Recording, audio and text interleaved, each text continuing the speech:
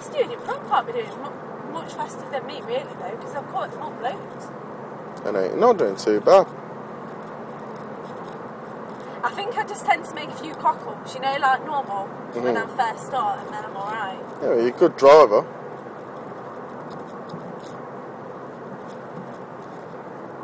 It's like here, you don't really need your mirrors a lot unless it's like, you know, when it's not hatchings and they can overtake you.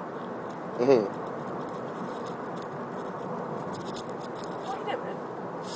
No. You're recording me, Dee? Yeah. Yeah.